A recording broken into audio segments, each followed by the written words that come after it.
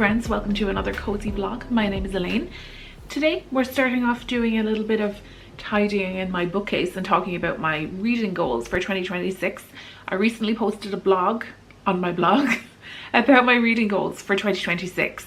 So if you want to take a look at that in a bit more depth, my cat is unhappy that I'm talking loudly again when she was napping. Look at how cozy she is in there with all her blankets. She loves sleeping under this like tent on the couch. Look at all the fluffy blankets she has. That is such a happy cat.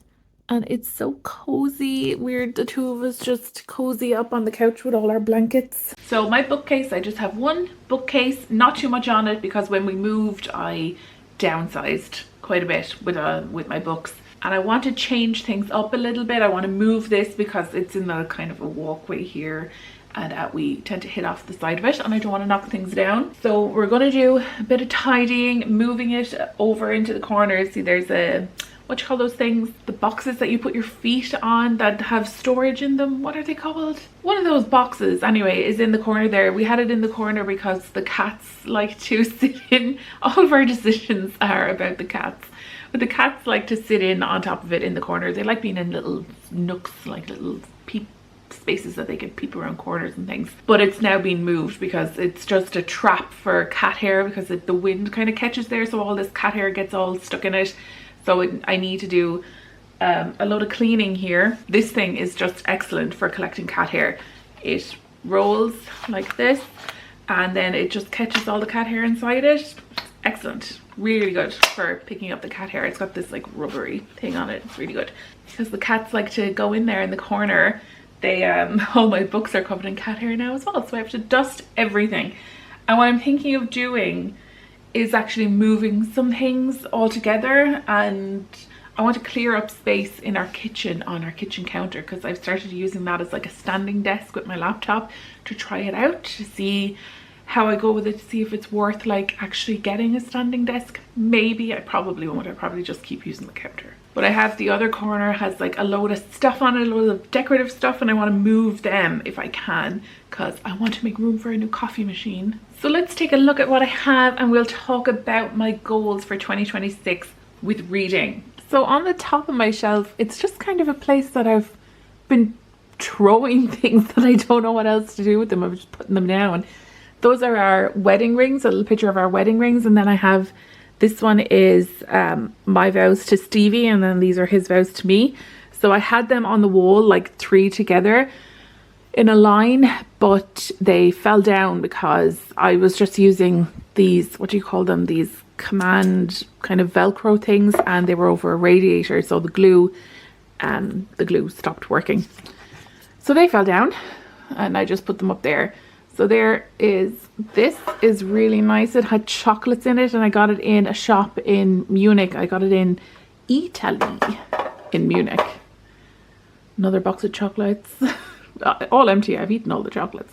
I love this Christmas tree decoration. A Disney Book of Cinderella. And you can open it and it used to play music. It used to play music that annoyed the crap out of Stevie. Maybe he broke it. Maybe that's why it doesn't work anymore. Then my next shelf is some Irish books and some classics. And then this gorgeous... Oh, hi. Am I annoying you? I'm so sorry. She loves to do this as well. When she starts waking up from her nap, she likes to jump up on the back of the couch, still under her blanket. Then my next shelf is a load of romance books and my phone and another one of these sculptures. I love these Disney sculptures with the books. They're just perfect for going on a bookshelf.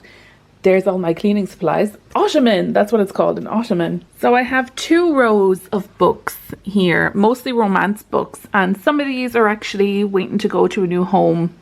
I finished them and I don't want to keep them. Some of them you'll see I actually have 2 copies of because I really like them and I wanted to get some collector's editions of them. On the next row then we have some fantasy books and some coffee table books and 2 rows again of books. And then on the bottom is my Harry Potter shelf. I was a bit torn over what to do with Harry Potter, because I don't want to get rid of them. Like, I've had them so long, and it's, I don't know. I don't want to get into it anyway. I don't want to talk about her. But this is my Harry Potter stuff and some Pop Funkos that the cats keep knocking down. I don't know why, they just hate them. They just keep knocking them down.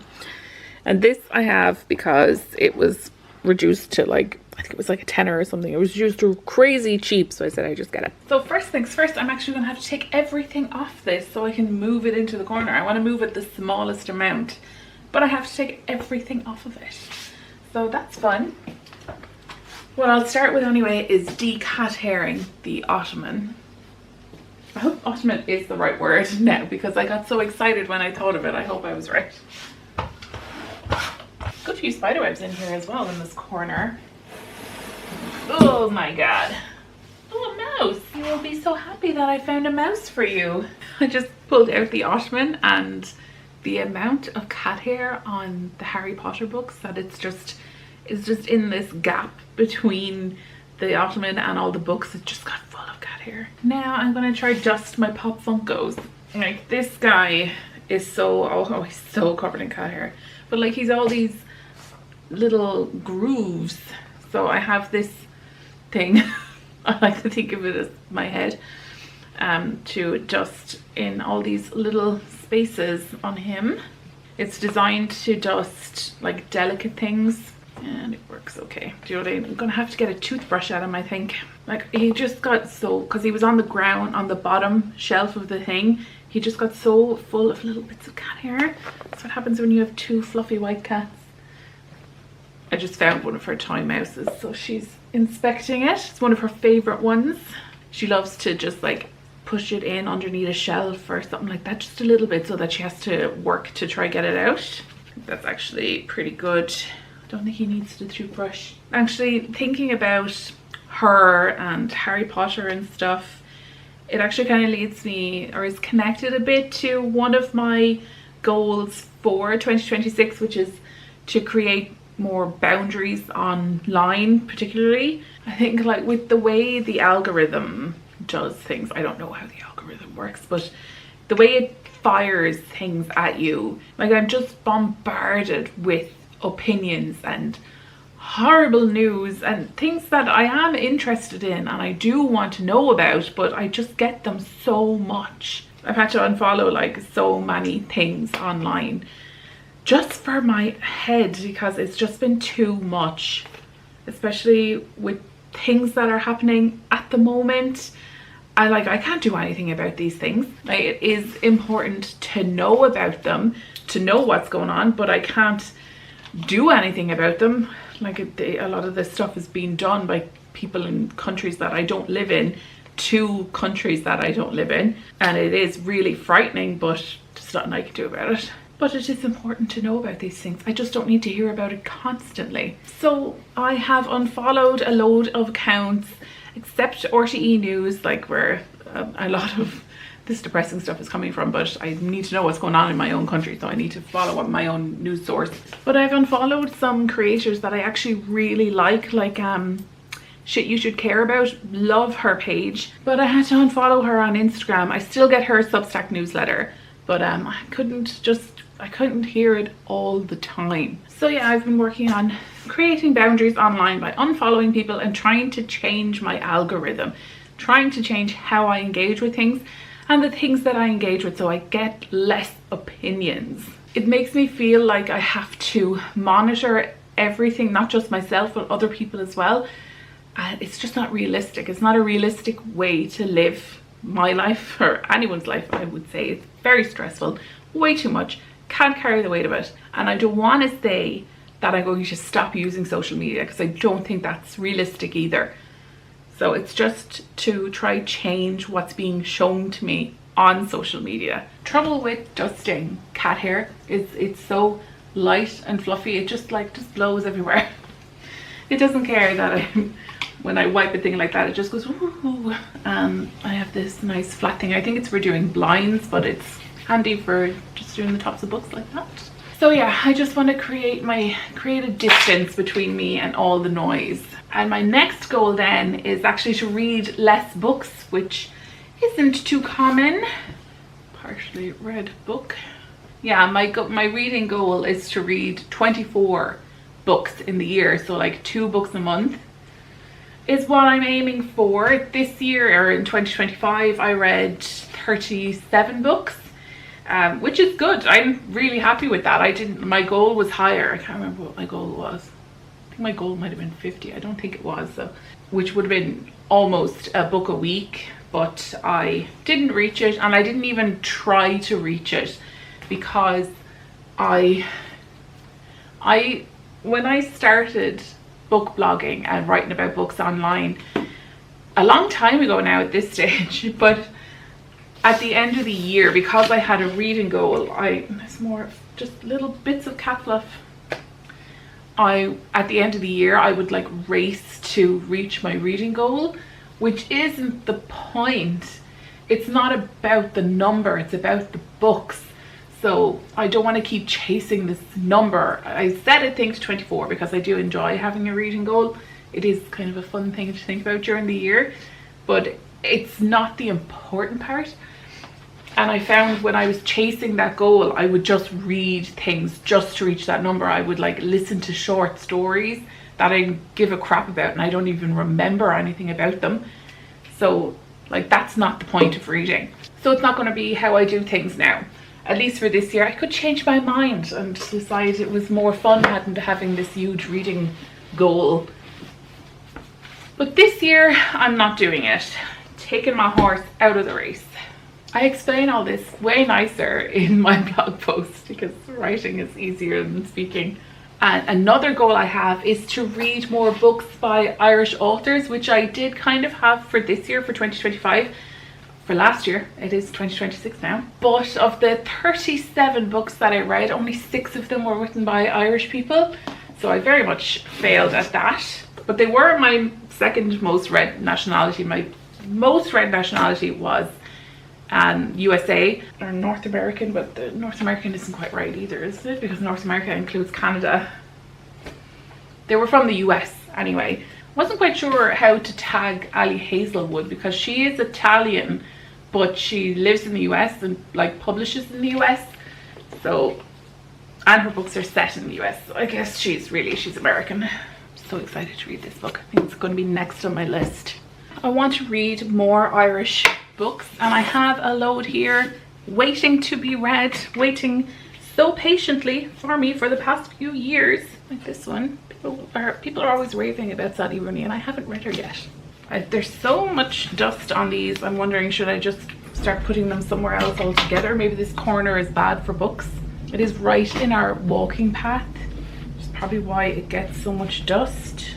I do like having it here. This room has so many windows that things tend to get sun bleached, but this bookcase manages to miss it. Totally going against my goal to read less books. I also want to finish Bookopoly this year. I made Bookopoly just a reading challenge board game based on Monopoly. There's like a ton of Bookopolies out there, but I made one I think I made it in 2022, and I pretty much did it in 2023. I think I left off like one book, something I tend to do, leave things unfinished, but it's fine. So I want to finish it this year, and my goal is just to do one circuit of the board, not try to do every task. So just one circuit, however many books that takes, because it depends on what dice rolls I get, however many it's going to take. So I would like to do that, but I'm not going to put pressure on myself. If I don't manage to finish it by the end of the year, that's fine, because it's about the books, not about the finishing it. It doesn't matter. It is just for fun, just something to do for fun, to make reading kind of more active, more dynamic, and it brings another hobby into it. What are all these things? What's going on?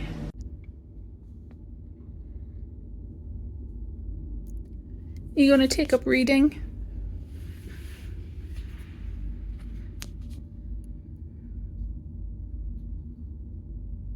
You gonna help me dust? No. yeah, it brings another hobby into reading as well, because I made the Bookopoly board and I'm using it on the book tracker spreadsheet that I made. So it brings a few other elements of my other interests into reading as well. That's all just for fun. Isn't that right, honey? And that kind of leads into my next goal as well, which is that, like, as I said, I mostly read American books in 2025. The reason for that is I read mostly romance books, and that whole area seems to be totally saturated with American like authors. There's just so much hype around their books in this genre, and the romance genre is like super popular. So that's what I mostly read. Those are the books that I see the most online. That's what I see the buzz for. Everything is for these books. So I want to ignore the hype as much as possible this year, which kind of feeds into the creating boundaries. It's to curate my algorithm, my feed a bit more, and just ignore the hype in general. And by hype, like, I'm not on TikTok, but it still influences my reading, because those books that get hyped on TikTok get hyped everywhere else as well. Like all the bookshops now have sections that say TikTok, seen on TikTok or something like that. And then also on Discord, in I think it was Goobers Who Read, there was these people absolutely gushing over a book. You can probably see all the cat hair, I'm just spreading around the place. Absolutely gushing over this book, and I thought, oh my god, I have to read it, it sounds so good. So I got it, and I read about half of it. I got a good chunk through it, I think.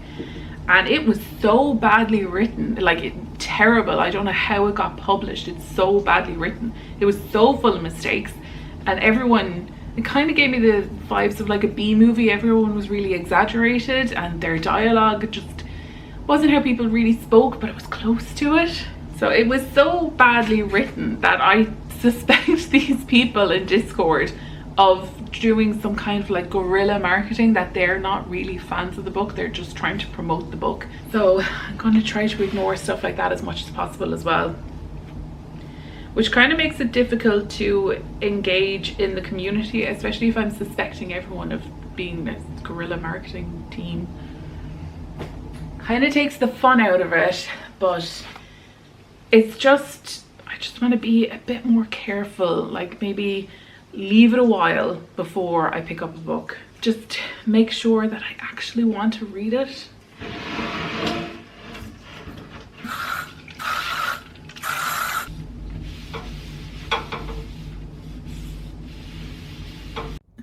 She's spying on me. Now she's attacking the couch. That's more fun than trying to keep an eye on what I'm doing. I'm getting somewhere. Getting somewhere with this now. I've kind of lost my plan. I decided to move my romance books down one and my fantasy books up one, and I ended up adding my classics to that shelf as well. And for some reason I decided to add my coffee table fairy books to the contemporary romance shelf, and I put a Neil Gaiman book down with Harry Potter because same reason, and I also added a book about witchcraft down there as well. So now here is where I was planning on doing all my Irish books. I wanted them to be more prominent so that I would read more of them this year. So whatever genre they are, as long as they're Irish, they're going up here. Okay, so for the top shelf, I decided to put our vows back up on top of it. And then this was a wedding gift. It's folded to say Elaine and Stevie, and then the date of our wedding, which is 15/8/15. So we were married 10 years last year. And then this is my wedding bouquet, some of the roses from it. There was other flowers in it that wouldn't dry, and some roses that my husband gave me just after we got engaged. I have a really nice photo of my engagement ring. God, that light is bright. I have a really nice photo that I'll put up of my engagement ring sitting in the roses, and I actually used that photo to make our invitations. I made tons of paper flowers for our wedding to decorate the space. These aren't flowers from the wedding, but they're the same type of flowers that I made. So that I decided to put there. I do have something else that I would really like to put up here. I have these lovely teddies that were a wedding gift, And see, this one says Stephen and this one says Elaine down here. They are just gorgeous and I would love to have them up here. They're going to end up covering something though. And you have them there. That's really cute. And then I just see Stevie's Vows at the top, or I could move the rings to up there instead. I kind of like seeing Stevie's Vows. So this is how everything looks now. Ignore the cat litter trays to the side there. We just pretend those aren't there. And I have to put the ottoman back.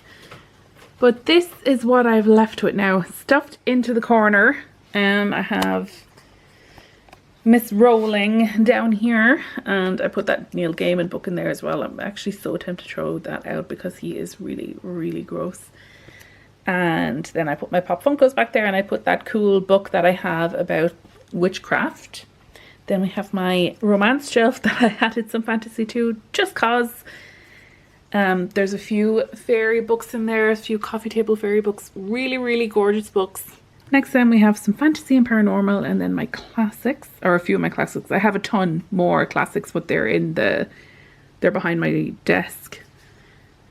And then we have my Irish books, which is a pityingly small amount of books. So we're going to have to change that this year. And I just decided to put these here because they're nice. And I have a nice space there for more books to go in. And then up at the top, we have our wedding stuff. I did want to put some Lego pieces up there, but I think they go better with everything. And I have somewhere else for the Lego. This is the Lego I was going to put in there. It's the first Lego I ever made, and I wanted to put them in there. But we're going to fix up this place another time. This is my desk, or not my desk, this is the counter that I want to put a coffee machine there. The counter is just a mess. It's where the laptop is. So that's a mess, but it will be fine. What I'm probably going to end up doing with the Lego and all those little bits and pieces is moving them to up here. I love these shelves that we have here. Also very messy at the moment, needs a cleaning badly. And I think it needs to make the theme a bit more cohesive, because I have like lots of really nice vintage stuff, and then I have little Lego and Disney bits and bobs just thrown in there. Yeah, all needs a tidy, but not today. I've done enough tidying for today. Now that I'm done with that, I'm going to get myself a coffee and a Ferrero Rocher, and I'm going to sit down and relax for a little bit. I think I will watch some TV. I did start a new book. I started We Used to Live Here by Marcus something. He used to write for the No Sleep podcast, I think, which I've never listened to, but my husband used to listen to it when we lived in Cork, and he used to walk to work. He used to listen to this podcast and he really enjoyed it. So I only started the book last night, not far into it at all. So I might read that, but I think I will watch TV instead, because I need to, like, my head is a little bit too full after doing the bookcase. I wouldn't be able to focus on a book. What is hanging off your face? Hi. She loves hiding underneath throw blankets so much. And I love setting them up for her. Look at our couch. It's just all throw blankets.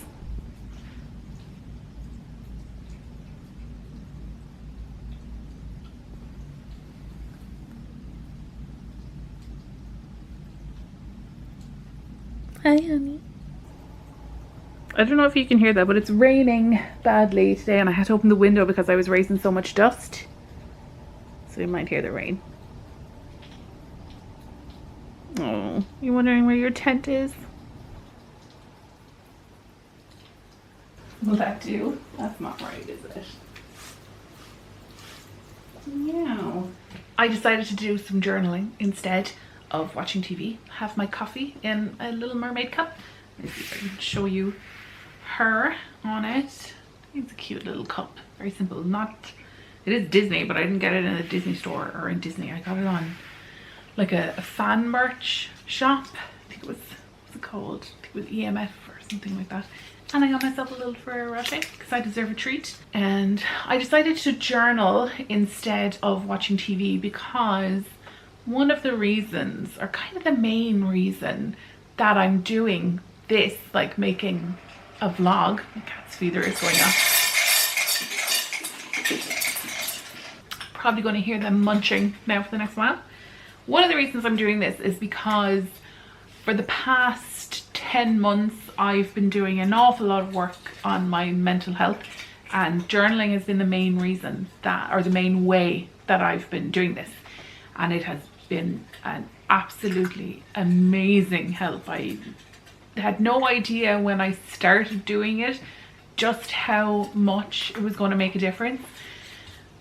But anyway, one of the reasons that I'm making vlogs is because I'm a very socially anxious person. I do not like being around people. I find it very, very stressful, very, very anxiety inducing, and I avoid it at all costs.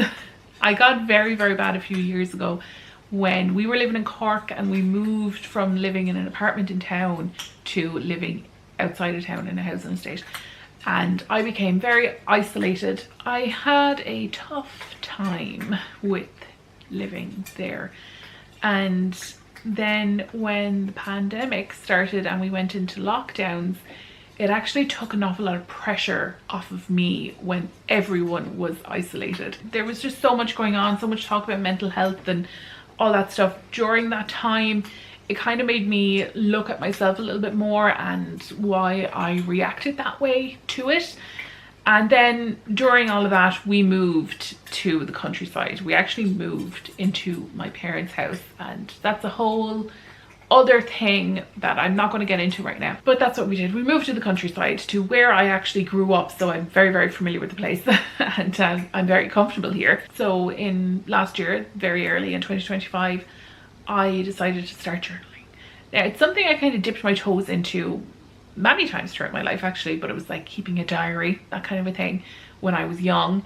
And then I did journaling as it is now, dipped my toes in a few times in my 20s. It was more like actually collecting or having a commonplace book where I was collecting bits and pieces of things to kind of, for when I was stressed, that I would look back over them to kind of calm my mind. But then 10 months ago I started journaling, where it was just like a brain dump. Any thoughts that were going through my head, I just got them out and put them down on paper. And I've never read back on any of it, actually, never looked at any of it. And I have my fourth journal that this one is nearly full now as well. I don't do it every day, and even when I do it, I don't like fill a page always.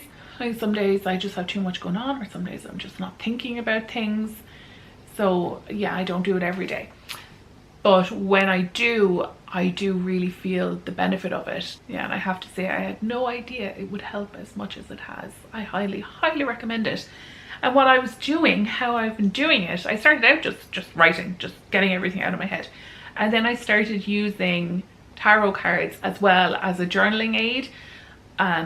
So what I would do is ask kind of an open kind of question and do like 3 or 4 cards, and then I would get ChatGPT to interpret the cards for me. So I know a lot of people won't like that I used ChatGPT, but it's just what I did, and it helped me a lot. Because I had a book for interpreting the cards, and it was kind of too basic, and it would give like a 1-sentence response to what the card means based on certain categories, and they didn't really have anything to do with what I was asking. It was too broad. And then I tried searching the cards online, which was better, but still it's the same thing. It's just too generalized, the meanings. So with ChatGPT, I was able to put in the question I asked and then the cards that I got to say, what do they mean in relation to this specific question?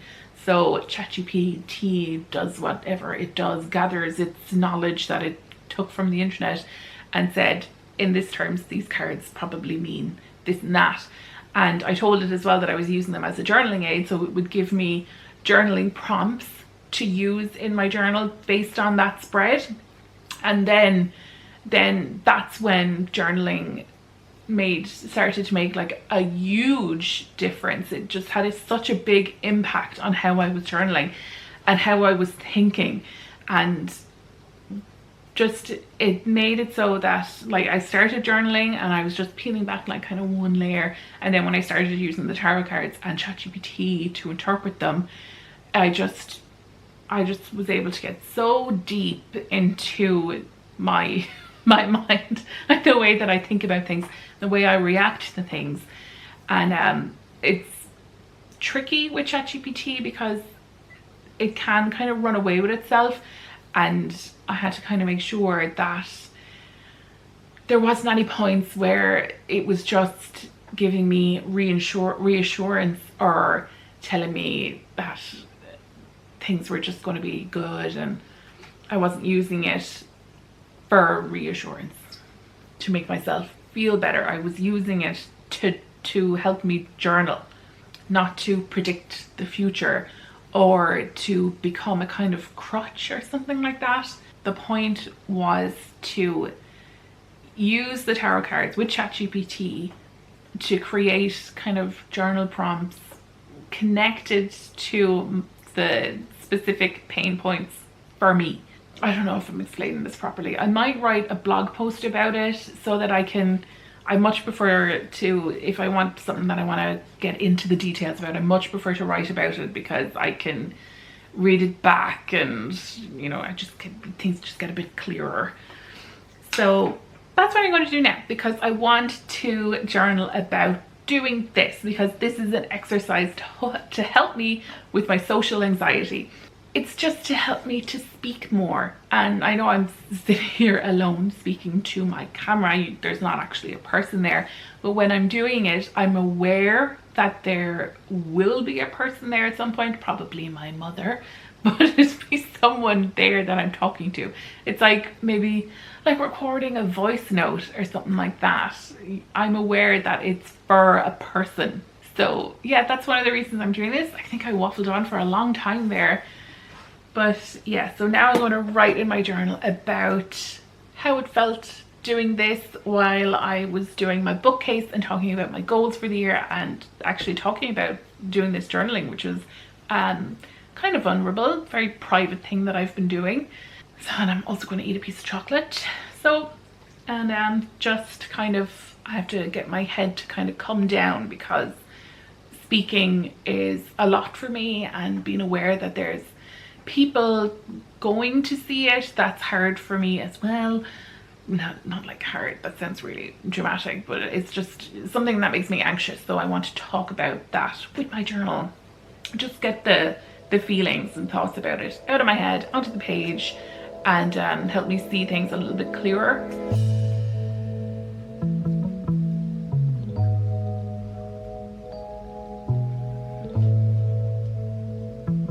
I'm making my favorite low effort dinner for us tonight, which is sweet and sour chicken with rice. So there's my sweet and sour. It's just the Super Value brand one, so cheap. But what I wanted to say to you was, I got this app called Yuka. I think it's pronounced Yuka or Yuka. It's Y-U-K-A, and its logo is the carrot. My mother put me onto it, and what it is it analyzes like your food. So you just open up the app, and it has an option to scan the the barcode on whatever you have. So you just scan it, and then it brings up all the information about it. And let me see now, I'll put it up on the screen. It won't show there, I'd say, but it shows you, it gives it a rating out of 100, and you see my sweet and sour sauce is good, and then it tells us the positives and the negatives of the food. So you can see there its ratings per 100 gram. Now I think this is great. I think it's really interesting. I'm really happy to know that my sweet and sour sauce is pretty good. It's okay to eat, because I would have thought something like this, it just has too much sugar. And it does, that's its negative, that it has a lot of sugar, but it's fine. And that's great. But my issue with this is, I think the app is great, really useful. But my issue is that this is the exact type of thing that I would get obsessed with. I would scan, and I did scan every single thing in my house that had a barcode. I even scanned a book just for the crack to see what it would do, and it just told me that Yuka doesn't rate books. But look at this. Like this dinner, I love making this dinner, the sweet and sour dinner, because I always do a breaded chicken with it. It only occurred to me the last time I made it that means that I can make the chicken for Stevie, but because I'm not like making a whole thing of chicken or prepping raw meat, that I can have fish, because he doesn't like fish. So for Stevie, I have these chicken dippers, and then for me, I'm having these fish nuggets from Donegal Catch, and then I will do some fresh vegetables as well, some peppers and onions, and I will cook rice in my rice cooker. And I'm cooking brown rice, which Stevie does not like, but he'll tolerate it. So there's loads of vegetables in this sauce already, but I like to add some fresh vegetables because these are pre-cooked and they've been in that jar. So I just like to add some freshness. And then with this app, I ended up, you know, scanning what each of these is like. So our Donegal Catch is good. And then our chicken dippers are bad. They have a 5 out of 10. That is very low. And the reason they're bad is because they have a load of sodium, and then they have risky additives. So they have phosphates, which is a high risk additive. And the thing I like about this app is that it goes into detail about the additives. It tells you what they may affect. My issue with this app, I think it's great. I really do think it's a good app. It's very useful. But the issue for me is that this is the kind of thing that I would get obsessed with, and it would lead me into this black and white, all or nothing mindset that I don't think is the way that we should be living. Like, I think it makes sense for some things, like those chicken dippers have a very low rating, so I will look for other chicken that has a better rating, but I won't totally, like, if I would prefer something that's more than 5 out of 100, but if it's still in bad, or if I can't find chicken that's better, I'm not going to totally refuse to ever eat that chicken ever again. It's just not something that we'll eat often. Even at the moment, actually, it's not something we eat often. I don't make this dinner all that much, and I don't use the same chicken every time either. So yeah, my fish was good. My fish got 63 out of 100. So the only bad thing was additives, and they're limited risk and risk-free, but it is an additive. But that's my issue with apps like that, that I would become obsessed and I would go into this all or nothing I would try to do that, but I don't think that's sustainable, and it's not reasonable. It's not a realistic way to live, to have this obsessive monitoring of your food.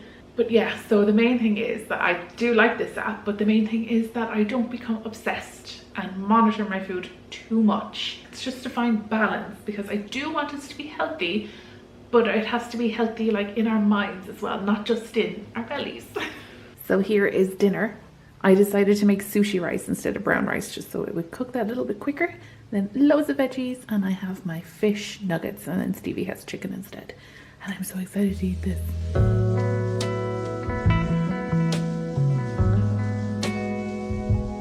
Dinner was delicious. Lucy ate the whole thing. Very, very tasty dinner. Now I would recommend it for a low effort, not exactly lazy, like you don't need to do the peppers and stuff, but it is a very low effort, very tasty dinner. Now I'm gonna have a shower, and then I'm gonna chill out for the night. I'm gonna get changed into my muumuu, and I am just gonna get cozy and switch off. Now I am all clean, and how cute is this? This was a gift from my in-laws for Christmas. Look at it. Like, look at this. How cute is this? And how perfect is it for us, like, as well. And I thought the cats would be really into it, but they don't seem to care. Frosty is always eyeing this, oh, this little bow whenever I'm sitting on the couch. She is currently in her tent. She is in there snoozing, and I'm going to sit down next to her now and get cozy for the rest of the night. and I will talk to you in the morning.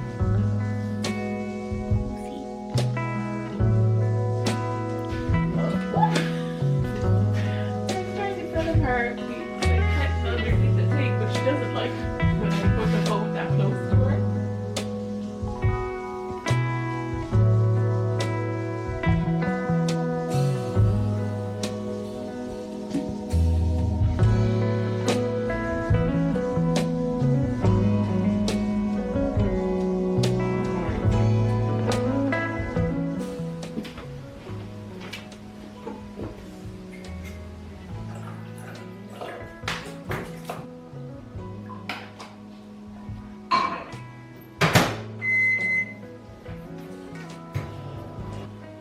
Good morning. It is so much nicer today than it was yesterday. It's so sunny. I hope it'll stay like this. The sky is so blue, and we don't get that very often in Ireland, but when we do get it, it's so gorgeous. Now one of the outside cats are watching me talk to myself. I'm actually getting like blinded by the sun, but this is where I like to have my morning coffee. I like to sit in here and write a bit in my journal for the morning. I like to sit here, have my coffee, write, and I usually like to look out at the view, but I can't really see anything at the moment because it's where the sun is rising. But mornings like this are so nice. It's so energizing. I had a lovely cozy little evening last night. I decided to put stickers onto my Kindle. So, I don't know if you're going to be able to see that. It's so... I don't know if I'll be able to show it. I'll put in footage over this if I can't get the camera to show it, just because it's so sunny. But I have this Kindle for 14 years. Just this gone December at the end of 2025, I had the Kindle 14 years. And it still works perfectly, which is amazing. I've never had a piece of technology for so long. And this Kindle, I think it's the 4th generation Kindle. So it's not like the first one. But I have it for 14 years. It was the first present my husband ever gave me. Like, he was my boyfriend at the time. And we'd only been together, I think, 5 months. It was our first Christmas. So that's what he got me. And I fucking loved it. Like, I love reading, and then he gave me, I was so excited about the Kindle when the Kindle became a thing, but it took a while for it to be able to be gotten here in Ireland. And I don't think we could shop on Amazon yet at that stage, 14 years ago. We certainly didn't have an Irish Amazon site. I think we could buy off the UK one, but it wasn't as easy as it is now. I don't think he even got this on Amazon. It's got a few little scratches on it now. And there's one spot on the screen where the e-ink is gone a little bit funny, but it's really small. It doesn't even obscure a letter. But it was probably the best present I've ever gotten because I could just have so many books on it. It was amazing at the time. I still read print books and everything, and I read on my tablet as well because that has, you know, the screen lights up. But I still use my Kindle. I really love to use it for traveling. It's my favorite thing to bring with me instead of my tablet when I'm traveling because it's so much lighter. The battery lasts way longer than on a tablet. So yeah, I'm just gonna have my morning routine now, which is to journal, drink my coffee. Today I'm going to be blinded by the sun, but normally I have moments where I just look out at the view. But today I'm just going to be blinded by the sun. I'll just look at Flame. Flame is outside sitting on her house, kind of snoozing, having a look in at me, wondering what I'm doing.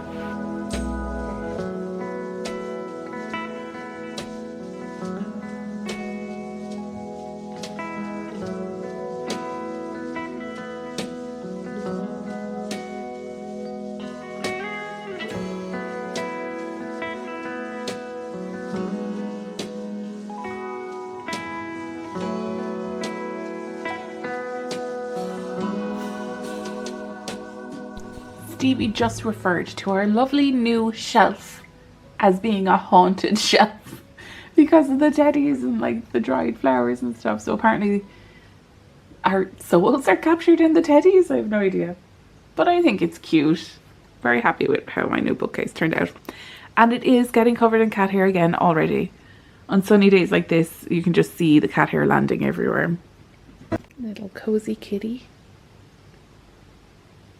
Enjoying her couch of throws again. Okay, bye. It's lunchtime. I want to make myself a sandwich. My plan was to make a BLT, but I don't have any tomatoes. So I guess I'm having it BL. And I'm going to make it with this Stafford's fermented traditional turnover. So some turnover bread, really, really nice, like old-fashioned traditional bread here in Ireland. I presume you can get something very similar in other countries as well. It's a really nice bread. It has a kind of, the crust is quite chewy, so I tend not to eat that, but the actual bread is really light and it's just lovely. It's very different to a regular sliced pan. So that's what I'm gonna have. I'm gonna make my sandwich, get a cup of tea, and I'm gonna sit down there and relax at my table in the sunshine, and I'm going to read some more of my book on my Kindle. I'm reading We Used to Live Here by Marcus whatever, who used to write for the No Sleep podcast. And funny, actually, I just put on a video from Sinead Hannah Crack of her like most hated books from 2025, and the very first book she mentioned is this book, but I just skipped ahead. I'm going to keep reading it anyway and make my own decision about what I think about it. So I'm going to wrap up this vlog here. Thank you so much for joining me, and I will see you in the next one.